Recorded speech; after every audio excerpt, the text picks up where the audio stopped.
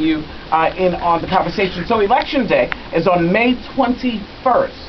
Please add it to your calendar to vote. We're looking at a number in the last election somewhere around 11%. And it always surprises me that that's 11% of registered voters. That's not just 11% of the population of people who registered to vote. 11% of those people, so those numbers need to be higher. Something that we talked about, one of the headlines just a week or so ago, where Sheriff Jewel Williams, and we talked about that on this show, was endorsed by the Philadelphia Democratic Party, and that endorsement was rescinded after the larger body said this is an issue because of, never found guilty, however, cases settled against the sheriff. Secondly, the conversation about Anthony Washington, who was an officer as well, and had since been promoted to the SVU unit, and again, where there were 2 cases of sexual assault alleged.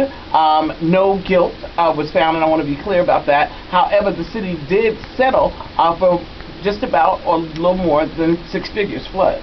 Yeah, so I guess starting with the issue with the sheriff, this week, Darren Martin, who's his spokesperson, came out and said that, I guess basically questioned why the Democratic Party is standing by the sheriff, or standing by Councilman Bobby Heenan of the 6th District and not with the sheriff, who has been alleged to, as you alluded to, have participated in some sexual assault, and who has, at least 3 settlements, 2 which had happened, 1 which was pending. And none of those settlements, for the record, admitted any guilt. But the city, however, still felt it was necessary to settle this monetarily. What's implied that there is argument is race, right? Councilman Bobby Heenan is from a white district in the Northeast, largely white and Italian, or Irish, and Joe Williams is, a black man. But as I told you before we got on the air, I think it's larger than just the issue of race. I think it's an issue of economics.